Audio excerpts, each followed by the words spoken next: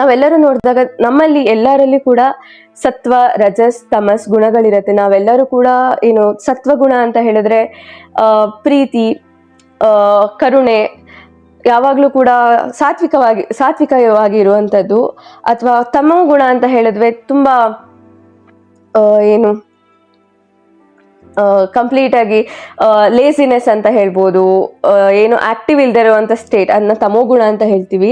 ಅದೇ ರಜೋಗುಣ ಅಂತ ಬಂದಾಗ ಇಟ್ ಈಸ್ ಮಿಕ್ಸ್ಡ್. ಏನು ನಾವು ಇದನ್ನ ನಾರ್ಮಲಿ ಲೈಕ್ ಆಂಗರ್ ಅದಕ್ಕೆಲ್ಲ ಕನೆಕ್ಟ್ ಮಾಡ್ಬೋದು, ರಜೋಗುಣ ಅಂತ ಅದಕ್ಕೆಲ್ಲ ಕನೆಕ್ಟ್ ಮಾಡ್ಬೋದು. ಆಗ ಕನೆಕ್ಟ್ ಮಾಡಿದಾಗ ಆ್ಯಕ್ಚುಲಿ ಆಗಿ ನಾವು ಶರಣಾಗತಿಯನ್ನು ನಿಜವಾಗ್ಲೂ ನಾವು ಹೊಂದಬೇಕಂತ ಹೇಳಿದ್ರೆ, ಸತ್ವಗುಣದಲ್ಲಿ ಇದ್ದವರು ನಿಜವಾಗ್ಲೂ ಶರಣಾಗತಿಯನ್ನು ಕಂಪ್ಲೀಟಾಗಿ ಹೊಂದಿದ್ರು ಅಂತ ಹೇಳಿದ್ರೆ ಅವರಲ್ಲಿ ಒಳ್ಳೆಯ ಭಾವನೆಗಳು ಅಥವಾ ಒಳ್ಳೆಯ ಭಾವಗಳು ಜಾಸ್ತಿ ಇರುತ್ತೆ. ರಜೋಗುಣ ಯಾವ ಜನರಲ್ಲಿ ಜಾಸ್ತಿ ಇರುತ್ತೋ ಅವರಲ್ಲಿ ಸತ್ವಗುಣ ಜಾಸ್ತಿ ಸ್ಟ್ರಾಂಗ್ ಆಗಿರತ್ತೆ ಅಂತ ಹೇಳ್ಬೋದು. ಸೊ ನಾವು ಪ್ರತಿಯೊಂದು ಕ್ಷಣದಲ್ಲಿ ಕೂಡ ನಾವು ಇರುವಂಥ ಕ್ಷಣದಲ್ಲಿ ಕೂಡ ನಮ್ಮನ್ನು ನಾವು ಕೇಳ್ಕೋಬೇಕು, ನಾನು ಯಾವ ಗುಣದಲ್ಲಿದ್ದೇನೆ ಇವಾಗ. ತಮೋ ಗುಣದಲ್ಲಿದ್ದೀನ, ಲೇಸಿ ಆಗಿದ್ದೀನ, ಅಥವಾ ಏನು ಕಾರ್ಯ ಮಾಡ್ದಲೇ ಇದ್ದೀನ, ಅಥವಾ ರಜೋ ಗುಣದಲ್ಲಿದ್ದೀನ, ಏನು ತುಂಬ ಆ್ಯಂಗರಿಂದ ಇದ್ದೀನ, ಅಥವಾ ಏನು ಟೆನ್ಷನ್ ಆ ಥರ ಇದ್ದೀನ, ಅಥವಾ ಸತ್ವಗುಣದಲ್ಲಿದ್ದೀನ ಅಂತ ಆ ಕ್ವಶನ್ ಕೇಳ್ಕೊಂಡಾಗ ನಮಗೆ ಗೊತ್ತಾಗತ್ತೆ ನಾವು ಯಾವ ಸ್ಥಿತಿಯಲ್ಲಿದ್ದೇವೆ, ಯಾವ ರೀತಿಯಲ್ಲಿದೆ ನಮ್ಮ ಮನಸ್ಥಿತಿ ಅಂತ. ಆವಾಗ ಅಕಸ್ಮಾತ್ ಏನಾದರೂ ನಾವು ತಮಸ್ ಗುಣದಲ್ಲಿದ್ದೀವಿ ಅಂತ ಹೇಳಿದಾಗ we should always follow like we should do ವರ್ಕಿಗೆ ಬರ್ಬೇಕು. ಅಂದರೆ this are step by step ಹೋಗಬೇಕು. ತಮಸ್ ಗುಣದಿಂದ ರಜಸ್ ಗುಣದಿಂದ ಸತ್ವಗುಣ, ಆ ರೀತಿ ಸ್ಟೆಪ್ ಬೈ ಸ್ಟೆಪ್ ಹೋಗಬೇಕು. ತಮೋ ಗುಣ ಅಂತ ಹೇಳಿದ್ರೆ ಕಂಪ್ಲೀಟಾಗಿ ನಮಗೆ ಯಾವ ಕಾರ್ಯ ಮಾಡೋದಕ್ಕೂ ಕೂಡ ಇಂಟ್ರೆಸ್ಟ್ ಇರಲ್ಲ, ಯಾವ ಕಾರ್ಯದಲ್ಲೂ ಏನು ಇದ್ಯಾಕೆ ಮಾಡಬೇಕು, ನಾನು ಆರಾಮಾಗಿದ್ರೆ ಆಯ್ತಲ್ಲ, ಏನಕ್ಕೆ ಮಾಡಬೇಕು, ಆ ರೀತಿ ನಮ್ಮ ಮನಸ್ಥಿತಿ ಇರುತ್ತೆ. ಅದೇನೇ ರಜಗುಣದಲ್ಲಿ ತುಂಬ ಆತರ ಏನೋ ಇದು ಮಾಡ್ಬೇಕು ಆ ಥರ ಇರುತ್ತೆ. ಅದೇ ಸತ್ವಗುಣಕ್ಕೆ ಬಂದಾಗ we will be more balanced, ಏನು ಕಂಪ್ಲೀಟಾಗಿ ಬ್ಯಾಲೆನ್ಸ್ಡ್ ಆಗಿದ್ಬಿಟ್ಟು ಯಾವ ಕಾರ್ಯವನ್ನು ಹೇಗೆ ಮಾಡಬೇಕು ಅವರು ತುಂಬ ಏನು ಕಾಂಪೋಸ್ಡ್ ಆಗಿ ಇರ್ತಾರೆ. ಸೊ ಯೋಗದಲ್ಲಿ ಬರುತ್ತೆ ಏನಂತ ಹೇಳಿದ್ರೆ, ಯಾರು ತಮೋ ಗುಣದಲ್ಲಿ ಇರ್ತಾನೆ ಆ ವ್ಯಕ್ತಿ ಆದವನು ಅವನು ಆಸನಗಳನ್ನು ಪ್ರಾಕ್ಟೀಸ್ ಮಾಡಬೇಕು ಅಥವಾ ಹಠಯೋಗವನ್ನು ಪ್ರಾಕ್ಟೀಸ್ ಮಾಡಬೇಕು. ಅದರಿಂದ ಅವನು ರಜೋಗುಣಕ್ಕೆ ಬರೋಕ್ಕೆ ಹೆಲ್ಪ್ ಆಗುತ್ತೆ. ರಜೋಗುಣದಲ್ಲಿ ಇದ್ದವನು ಈ ಶುಡ್ ಪ್ರಾಕ್ಟೀಸ್ ಮೋರ್ ಅಬೌಟ್ ಭಕ್ತಿಯೋಗ ಮತ್ತು ಭಕ್ತಿಯೋಗವನ್ನು ಜಾಸ್ತಿ ಪ್ರಾಕ್ಟೀಸ್ ಮಾಡಬೇಕು, ಅಥವಾ ಜ್ಞಾನ ಯೋಗವನ್ನು ಜಾಸ್ತಿ ಪ್ರಾಕ್ಟೀಸ್ ಮಾಡಬೇಕು. ಆವಾಗ ಅವನು ಸ್ವಲ್ಪ ಶಾಂತನಾಗ್ತಾನೆ. ಅಲ್ಲಿಂದ ರಜೋಗುಣದಿಂದ ಸತ್ವಗುಣಕ್ಕೆ ಬರ್ತಾನೆ. ಸತ್ವಗುಣದಲ್ಲಿರುವಂತಹ ವ್ಯಕ್ತಿ ಈ ಶುಡ್ ಸ್ಟ್ರೆಂಥನ್ ಲೈಕ್ ಇರುವಂತಹ ಸತ್ವಗುಣಗಳನ್ನ ಇನ್ನೂ ಜಾಸ್ತಿ ಮಾಡ್ಕೋತಾ ಹೋಗ್ಬೇಕು. ಅವನು ಜಾಸ್ತಿ ಮಾಡ್ಕೋತಾ ಹೋದಾಗ it's a path to the samadhi. ಅಂದರೆ ಏನು, ಹೇಗೆ ನಾನು ಹೇಳ್ದಲ್ಲ, ಸಮಾಧಿ ಸೂಪರ್ ಕಾನ್ಷಿಯಸ್ನೆಸ್, ಸೆಲ್ಫ್ ಅವೇರ್ನೆಸ್ ಬರಲಿಕ್ಕೆ ಇದು ಒಂದು ಹಾದಿಯಾಗುತ್ತೆ. ನಾನು ಲೈಕ್ ಈ ನನ್ನ ಮಾತನ್ನ ಲೈಕ್ ಒಂದು ಕವನದಿಂದ ಹೇಳಿ ಮುಗಿಸೋದಕ್ಕೆ ಇಷ್ಟಪಡ್ತೇನೆ. ಈ ಕವನ ನನಗೆ ಯಾವಾಗ ನನಗೆ ಯಾವಾಗ ತುಂಬ ದುಃಖ ಆಗತ್ತೆ ಅಥವಾ ನನಗೆ ಯಾವಾಗ ದಾರಿಯೇ ಕಾಣಲ್ಲ ಅಂತ ಅನ್ಸತ್ತೆ, ನಾನು ಗುರು ರಾಘವೇಂದ್ರ ಸ್ವಾಮಿಗಳಲ್ಲಿ ನಂಬಿಕೆಯನ್ನ ಇಡ್ತೇನೆ. ಅವರಿಗೆ ನಾನು ಕಂಪ್ಲೀಟಾಗಿ ಶರಣ ಆಗ್ತೇನೆ. ನನ್ನ ಕಂಪ್ಲೀಟ್ ಅಂದರೆ ಏನು ನಂಗೆ ನಿಜ ಏನು ದಾರಿ ಕಾಣ್ತಾ ಇಲ್ಲ ಅಂತ ಶರಣಾಗ್ತೇನೆ ಅಂತ ಒಂದು ಸಂದರ್ಭದಲ್ಲಿ ಬರೆದಿರುವಂಥ ಕವನ. ಶೀರ್ಷಿಕೆ ಗುರುರಾಯ. ನಂಬಿಕೆ ಇಡು ನೀ ಗುರುರಾಯರ ನಾಮದಿ, ಎಂದೂ ಕೈ ಬಿಡದೆ ನಿನ್ನೊಂದಿಗಿರುವ ಆ ಗುರುರಾಯ. ಕೇಳುವ ಅವನಿನ್ನ ಪ್ರತಿ ಪ್ರಶ್ನೆಯ ತಾಳ್ಮೆಯಿಂದಲೇ, ನೋಡುವ ಅವನಿನ್ನ ನಿನ್ನ ಪ್ರತಿ ಕಾರ್ಯವ ನಿನ್ನ ಪರೀಕ್ಷಿಸುತ್ತಲೇ. ನಿನಗೇನು ಬೇಕು ಎಂಬುದು ತಿಳಿದಿದೆ ಅವನಿಗೆ, ಭಕ್ತಿ ಭಾವದಿ ನೀ ಶರಣಾಗು ಅಮಗೆ, ಬಿಡದೆ ನಿನ್ನ ಮನದಿಚ್ಛೆಯ ಪೂರೈಸುವವನವನು. ಹಾಗೆ ನನಗೆ ಯಾವಾಗ ನನ್ನ ಕೈಲಿ ಕಂಟ್ರೋಲ್ ಆಗಲ್ಲ ಅಂತ ಹೇಳುತ್ತೆ, ನಾನು ಕಂಪ್ಲೀಟಾಗಿ ಶರಣಾಗ್ತೇನೆ. ಲೈಕ್ ಆವಾಗ ನನಗೆ ಗೊತ್ತಿಲ್ಲದೆ ಇರೋ ಥರ ಯಾವುದೋ ರೀತಿಯಲ್ಲಿ ಯಾರೋ ಒಬ್ಬರು ಬಂದ್ಬಿಟ್ಟು ನನಗೆ ಸಹಾಯ ಮಾಡ್ತಾರೆ. ಅದೇ ರೀತಿ ನೀವು ಕೂಡ ಯಾವುದೋ ಒಂದು ಸಮಯದಲ್ಲಿ ಬೇರೆ ಬೇರೆ ರೀತಿಯಲ್ಲಿ ಶರಣಾಗಿರ್ತೀರ. ಆವಾಗ ನಿಮಗೂ ಕೂಡ ಹೆಲ್ಪ್ ಆಗಿರುತ್ತೆ. ಜಸ್ಟ್ ಫೈನಲಿ ಏನು ಹೇಳೋಕ್ಕೆ ಇಷ್ಟಪಡ್ತೇನೆ ಅಂತ ಹೇಳಿದ್ರೆ, ಶರಣಾಗೋದ್ರಿಂದ ನಮ್ಮ ಮನಸ್ಸು ಹಗುರ ಆಗತ್ತೆ ಅಂತ ಹೇಳಿದ್ರೆ ಎಲ್ಲರೂ ಕೂಡ ಶರಣಾಗೋಣ. ಅವಾಗ ಕಂಪ್ಲೀಟ್ ಶರಣಾಗೋದ್ರಿಂದ ನಮಗೆ ಏನನ್ನು ಕೂಡ ಕಳ್ಕೊಳ್ಳೋದಿಲ್ಲ, ಅದಕ್ಕೆ ಪಡ್ಕೋತೇವೆ. ನಮಗೆ ದೇವರು ಹೌದು, ದೇವರಿದ್ದಾನೆ, ದೇವರನ್ನ ನೋಡಬೇಕು ಎಲ್ಲ ಹೌದು, ನಾನು ದೇವರನ್ನ ನಂಬ್ತೇನೆ. ಆದರೆ ದೇವ್ರು ನಮಗೆ ಕೊಟ್ಟಿರೋದೇನು? ದೇಹದಲ್ಲಿ ನಮ್ಮನ್ನ ದೇವರ ಬಳಿ ಕರ್ಕೊಂಡು ಹೋಗ್ಬೇಕಂತ ಹೇಳಿದ್ರೆ ಅದಕ್ಕೆ ವೆಹಿಕಲ್ ಆಗಿ ಆ್ಯಕ್ಟ್ ಮಾಡೋದು ಯಾವುದು? ನಮ್ಮ ದೇಹವನ್ನು ನಾವು ನಿಜವಾಗ್ಲೂ ಕೂಡ ಸರಿಯಾಗಿ ನೋಡ್ಕೊಳ್ಲೇಬೇಕು. ಬೇರೆ ವೇ ಇಲ್ಲ ನಮಗೆ. ಯಾಕಂತ ಹೇಳಿದ್ರೆ ನಾವು ದೇವರನ್ನ ತಲುಪಬೇಕಂದ್ರೆ ಇದೊಂದು ವೆಹಿಕಲ್ ಆಗಿ ಆ್ಯಕ್ಟ್ ಮಾಡುತ್ತೆ.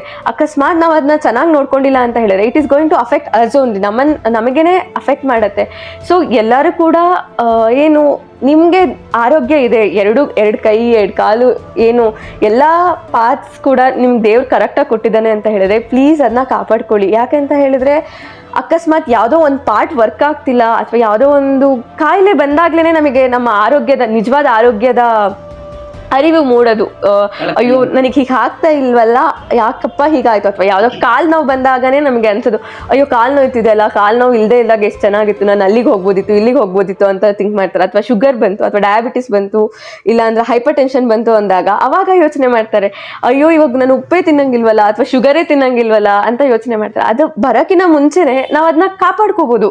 ನಮ್ಮ ದೇಹ ಸ್ಥಿತಿಯನ್ನ ಚೆನ್ನಾಗಿಟ್ಕೊಂಡು ನಾವು ನಮ್ಮ ನಮ್ಮ ಆರೋಗ್ಯವನ್ನ ಕಾಪಾಡ್ಕೋಬಹುದು. ಆ ರೀತಿ ಪ್ರತಿಯೊಬ್ಬರಿಗೂ ಕೂಡ every one has that option two like, ಆ ಆಪ್ಷನ್ ಎಲ್ಲರಿಗೂ ಇದೆ. ತನ್ನ ದೇಹವನ್ನ ತಾನು ಕಂಪ್ಲೀಟ್ ಆಗಿ ಚೆನ್ನಾಗಿ ನೋಡ್ಕೊಳ್ಳುವಂತ ಆಪ್ಷನ್ ಎಲ್ಲರಿಗೂ ಇದೆ. ಅವರು ಬೇರೆ ಬೇರೆ ವಿಧಾನಗಳನ್ನ ಪ್ರಾಕ್ಟೀಸ್ ಮಾಡಿ ಕೂಡ ಮಾಡ್ಕೋಬಹುದು. ಲೈಕ್ ಕೆಲವೊಬ್ರು ಯೋಗವನ್ನ ಪ್ರಾಕ್ಟೀಸ್ ಮಾಡ್ತಾರೆ, ಕೆಲವೊಬ್ರು ಪ್ರಾಣಾಯಾಮನ ಮಾಡ್ತಾರೆ, ಇನ್ ಕೆಲವೊಬ್ರು ನ್ಯಾಚುರಲ್ ವೇ ಆಫ್ ಲಿವಿಂಗ್ ಇಂದನೂ ಮಾಡ್ತಾರೆ, ಇನ್ನ ಕೆಲವೊಬ್ರು ಲೈಕ್ ಫಿಸಿಕಲ್ ಫಿಟ್ನೆಸ್ಗೆ ಹೋಗ್ತಾರೆ. ಎಲ್ಲ ರೀತಿಯಿಂದನೂ ನಿಮ್ಮ ಆರೋಗ್ಯವನ್ನ ನೀವು ಕಾಪಾಡ್ಕೋಬಹುದು. ಸೊ ಅದು ಕಳ್ಕೊಂಡಾದ್ಮೇಲೆ ದೇವ್ರೆ ನನಗಿದಿಲ್ವಲ್ಲಪ್ಪ, ಯಾಕಪ್ಪ ನನಗೆ ಕಾಲು ನೋವು ಕೊಟ್ಟೆ, ಅಥವಾ ನನಗೆ ಯಾಕಪ್ಪ ಹೀಗಾಯ್ತು ಅಂತ ಅನ್ಕೊಳ್ಳೋದ್ಕಿಂತ ಅದಿದ್ದಾಗ ಚೆನ್ನಾಗಿ ಕಾಪಾಡ್ಕೊಳ್ಳೋದು ತುಂಬಾ ಇಂಪಾರ್ಟೆಂಟ್. ಏನಂತ ಹೇಳಿದ್ರೆ ಮರಳಿ ಪ್ರಕೃತಿಗೆ ಅಂತ ಇದೆ, ರಿಟರ್ನ್ ಟು ನೇಚರ್. ಯಾವಾಗ್ಲೂ ಕೂಡ ನಮ್ಮ ದೇಹ ಯಾವ ರೀತಿ ರಚನೆ ಆಗಿದೆ, ಆ ದೇವರು ಯಾವ ರೀತಿ ರಚನೆ ಮಾಡಿದ್ದಾನೆ, ಎಂತ ಅದ್ಭುತ ರಚನೆ. ಇವತ್ತಿಗೂ ಕೂಡ ನಾವು ಬೇರೆ ಬೇರೆ ಡಿವೈಸಸ್ನ ಕಂಡುಹಿಡಿಬಹುದು. ಏನೇ ಡಿವೈಸಸ್ ಕಂಡಿಡಿದ್ರು ಕೂಡ, ಹೊಸ ಹೊಸ ಆವಿಷ್ಕಾರಗಳನ್ನ ಮಾಡಿದ್ರು ಕೂಡ ನಮ್ಮ ದೇಹ ರಚನೆ ಅಷ್ಟು ಅದ್ಭುತವಾದ ರಚನೆ ಇನ್ನೊಂದು ಮಾಡಕ್ ಸಾಧ್ಯನೇ ಇಲ್ಲ. ಸೊ ಅವನ್ ಅಷ್ಟು ಚಂದ ಮಾಡಿ ಆ ರಚನೆನ ನಮಗೆ ಕೊಟ್ಟಿರ್ತಾನೆ. ಅದನ್ನ ನಾವು ಕಾಪಾಡ್ಕೊಳ್ಳೋದು ನಮ್ಮ ಕೈಯಲ್ಲಿರತ್ತೆ. ಸೊ ಅದನ್ನ ಯಾವ ರೀತಿ ಅದು ರಚನೆ ಆಗಿದೆ ಅಂತ ಹೇಳಿದ್ರೆ, ನಾವು ನೇಚರ್ ಪ್ರಕೃತಿ ಜೊತೆಗೆ ಅದು ಹೇಗಿದೆ ಅದರ ಜೊತೆ ನಾವು ಸಹಬಾಳ್ವೆ ಮಾಡಿದಾಗ ಮಾತ್ರ ನಮ್ಮ ದೇಹ ರಚನೆ ನಮ್ಮ ದೇಹ ಆರೋಗ್ಯವಾಗಿರತ್ತೆ ಅಂತ ಹೇಳಕ್ ಇಷ್ಟಪಡ್ತೇನೆ. ಏನಂತ ಹೇಳಿದ್ರೆ, ಈಗ ನೀವು ಸಿಂಪಲ್ ಆಗಿ ನೋಡ್ಬೋದು, ನೀವು ಯಾರಾದ್ರೂ ನಾಯಿ ಸಾಕಿದ್ರೆ ಅದನ್ನ ನೋಡ್ಬೋದು.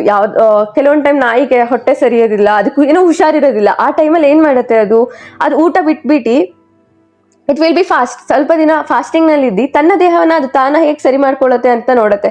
ಹಾಗೆ ಪ್ರತಿಯೊಂದು ಪ್ರಾಣಿ ಪಕ್ಷಿಗಳಲ್ಲೂ ಕೂಡ ತನ್ನನ್ನ ತಾನು ಹೀಲ್ ಮಾಡ್ಕೊಳ್ಳುವಂತ ಶಕ್ತಿ ಇರುತ್ತೆ. ಅದೇ ರೀತಿ ನಮ್ಮ ದೇಹದಲ್ಲೂ ಕೂಡ there is energy which like ಒಂದು ಪ್ರಿನ್ಸಿಪಲ್ ಇದೆ ನಮ್ಮ ನ್ಯಾಚುರೋಪತಿಯಲ್ಲಿ, ಪ್ರಕೃತಿ ಚಿಕಿತ್ಸೆಯಲ್ಲಿ ಇದೆ, body heals by itself. ನನ್ನ ದೇಹವನ್ನ ತನ್ನನ್ನ ತಾನು ಸರಿ ಮಾಡ್ಕೊಳ್ಳುವಂತ ಶಕ್ತಿ ಪ್ರತಿಯೊಬ್ಬರಲ್ಲೂ ಇರತ್ತೆ. ನನ್ನ ಒಬ್ಬಳೆ ಅಂತ ಅಲ್ಲ, ಎಲ್ಲರಲ್ಲೂ ಇರತ್ತೆ. ಸೊ ಅದನ್ನ ನೀವೆಲ್ಲರೂ ಕೂಡ ರಿಮೆಂಬರ್, ಎಲ್ಲರಲ್ಲೂ ಕೂಡ ಆ ಶಕ್ತಿ ಇರತ್ತೆ. ಅದನ್ನ ಕಾಪಾಡ್ಕೊಂಡು ಕಳ್ಕೊಳ್ಳೋದ್ಕಿಂತ ಕಾಪಾಡ್ಕೊಂಡು ಅದನ್ನ ಮೇಂಟೈನ್ ಮಾಡೋದು ಇಂಪಾರ್ಟೆಂಟ್ ಅಂತ ನಾನು ಹೇಳ್ತೇನೆ ಅಷ್ಟೇ. Prevention is better than cure ಅಂತ ಏನು ಹೇಳ್ತೇವೆ, ಅದನ್ನ ಎಲ್ಲರೂ ಕೂಡ ಫಾಲೋ ಮಾಡಿದ್ರೆ ಲೈಕ್ ಅನ್ಯತಾ ಶರಣಂ ನಾಸ್ತಿ ಅನ್ನೋದನ್ನ ನಮ್ಮ ದೇಹಕ್ಕೆ ನಾವು ಅಪ್ಲೈ ಮಾಡಿಕೊಂಡ್ರೆ it will be more useful ಅಂತ ನನ್ನ ಭಾವನೆ. ಎಲ್ಲರೂ ಕೂಡ ಅದನ್ನ ಫಾಲೋ ಮಾಡ್ಬೋದು. ಅದಕ್ಕೆ ಸಿಂಪಲ್ ಆಗಿ ಹೇಳ್ಬೇಕಂತ ಹೇಳಿದ್ರೆ 2 ಎಕ್ಸಾಂಪಲ್ ಕೊಡ್ತೇನೆ. ಒಂದು ಫಿಸಿಕಲ್ ಬಾಡಿ ಮತ್ತೆ ಮೆಂಟಲ್ ಬಾಡಿ ಅಂತ ತಗೋಬಹುದು. ನಮ್ಮ ದೇಹ ಆರೋಗ್ಯವನ್ನು ನಾವು ಕಾಪಾಡ್ಕೊಳ್ಳೋದಕ್ಕೆ ಫಿಸಿಕಲ್ ಬಾಡಿ ಆರೋಗ್ಯ ಹೆಲ್ತ್ನ ಹೇಗೆ ಕಾಪಾಡ್ಕೊಳ್ಳೋದು, ಮತ್ತೆ ಮೆಂಟಲ್ ಬಾಡಿ ಮೈಂಡ್ನ ಹೇಗೆ ಕಾಪಾಡ್ಕೊಳ್ಳೋದು ಅನ್ನೋದು ನಾನು ಫಾಲೋ ಮಾಡೋದನ್ನ ಹೇಳ್ತೇನೆ. ನನಗೆ ಗೊತ್ತಿಲ್ಲ, ಬೇರೆಯವರು ಬೇರೆ ಬೇರೆ ರೀತಿಯ ಹೆಲ್ತ್ ಪ್ರಿವೆನ್ಷನ್ ಮಾಡ್ತಾ ಇರ್ತಾರೆ. ಆಯುರ್ವೇದ ಅವರು ಒಂಥರ ಮಾಡ್ತಾರೆ, ಅಥವಾ ಹೋಮಿಯೋಪತಿ ಅವರು ಒಂಥರ ಮಾಡ್ತಾರೆ, ಸಿದ್ಧ ಯುನಾನಿ ಅಂತ ಮೆಡಿಕಲ್ ಫೀಲ್ಡ್ಸ್ ಇದೆ, ಅವರು ಕೂಡ ಬೇರೆ ಬೇರೆ ರೀತಿಯಾಗಿ ಮಾಡ್ತಾರೆ. ಅದೇ ರೀತಿ ನಮ್ಮ ನ್ಯಾಚುರೋಪತಿಯಲ್ಲಿ ಕೂಡ 2 ಥಿಂಗ್ಸ್ ಇದೆ. ಒಂದು ಪಂಚತಂತ್ರ ಅಂತ ಪ್ರಿನ್ಸಿಪಲ್ ಇದೆ. ಪಂಚತಂತ್ರ ಅಂತ ಹೇಳಿದ್ರೆ 5 ಸೂತ್ರಗಳು ನಾವು ಫಾಲೋ ಮಾಡಿದ್ರೆ ನಮ್ಮ ದೇಹವನ್ನು ಕಾಪಾಡ್ಕೋಬಹುದು ಅಂತ ಇದೆ. ಮೊದಲನೇದು 2 meals a day, ದಿನಕ್ಕೆ 2 ಬಾರಿ ಊಟ ಮಾಡುವಂಥದ್ದು. ನಾವು ದಿನಕ್ಕೆ 2 ಬಾರಿ ಊಟ ಮಾಡೋದ್ರಿಂದ ನಮ್ಮ ದೇಹ ಸ್ಥಿತಿಯನ್ನು ನಾವು ಕಾಪಾಡ್ಕೋಬೋದು. ಅಂದರೆ ಹೆಲ್ದಿ ಸ್ಟೇಟಲ್ಲಿ ಜಾಸ್ತಿ ಓವರ್ಲೋಡ್ ಮಾಡ್ದಲೆ ಬರ್ಡನ್ ಮಾಡ್ದಲೆ ನಮ್ಮ ದೇಹವನ್ನು ಕಾಪಾಡ್ಕೋಬೋದು. And fasting once in a week, at least 1 ವಾರಕ್ಕೆ ಒಮ್ಮೆ ಆದರೂ ನಾವು ಉಪವಾಸವನ್ನು ಮಾಡಬೇಕು. ಅದಕ್ಕಾಗಿ ನಾವು ಹಿಂದಿನ ಕಾಲದಲ್ಲಿ ನೋಡ್ಬೋದು, ಅಂದರೆ ಕೆಲವೊಬ್ಬರು ಮನೆಯಲ್ಲಿ ಫಾಲೋ ಮಾಡ್ತಾರೆ, ನನ್ನ ಮನೆಯಲ್ಲಿ ಫಾಲೋ ಮಾಡ್ತಾರೆ, ಪ್ರತಿ ಮಂಗಳವಾರ ಉಪವಾಸ ಮಾಡ್ತಾರೆ. ಅಂದರೆ ಅದು ನನ್ನ ಮನೆ ದೇವರಿಗೆ ಅಂತ ಮಾಡ್ತಾರೆ. ಆದರೆ ಅದು ಹಿಂದಿನ ಕಾಲದ ಪದ್ಧತಿ ಸಂಸ್ಕೃತಿ ಇರ್ಬೋದು. ಆದರೆ ಅದನ್ನ ಫಾಲೋ ಮಾಡೋದ್ರಿಂದ ಏನು, fasting once in a week, it is one of the Panchatantra principle, ನಿಮ್ಮ ಆರೋಗ್ಯವನ್ನು ನೀವು ಕಾಪಾಡ್ಕೊಳ್ಳೋದಕ್ಕೆ. Then prayer twice a day, ಅಂದರೆ ದಿನಕ್ಕೆ 2 ಬಾರಿ ಆದರೂ ನೀನು ದೇವರಿಗೆ ಅಂತಲ್ಲ ಪ್ರೇ ಮಾಡಬೇಕು. ಪ್ರೇ ಮಾಡಿದಾಗ ಏನಾಗುತ್ತೆ, ನನ್ನೊಳಗಿರತಕ್ಕಂಥ ಎಮೋಷನ್ಸ್ ಹೊರಗಡೆ ಬರುತ್ತೆ. ಕೆಲವೊಂದು ಟೈಮ್ ನಮಗೆ ಯಾರ್ದೋ ಮೇಲೆ ಸಿಟ್ಟು ಬಂದಿರುತ್ತೆ, ಅದನ್ನ ನಾವು ಹೇಳ್ಕೊಳಕ್ಕಾಗಿರಲ್ಲ, ಅಥವಾ ಇನ್ನೊಬ್ಬರ ಮೇಲೆ ನಮಗೆ ತುಂಬ ದುಃಖ ಆಗಿರುತ್ತೆ, ಅದನ್ನ ಕೂಡ ನಾವು ಹೊರಗಡೆ ಹಾಕೋಕ್ಕಾಗಿರಲ್ಲ. ಆದರೆ ದೇವರು ಅಥವಾ ಏನು ಆ ಶಕ್ತಿ ಇದೆ ಇನ್ನೋನೆ, ಅವನ ಹತ್ರ ನೀನು ಸುಳ್ಳು ಹೇಳಕ್ಕಾಗಲ್ಲ. ಆ ರೀತಿ ಏನು ಹೇಳ್ಕೊಂಡಾಗ ಅಥವಾ ಪ್ರೇ ಮಾಡಿದಾಗ ನಮ್ಮ ಮನಸ್ಸು ಹಗುರ ಆಗತ್ತೆ. And it is scientifically proved ಕೂಡ. And then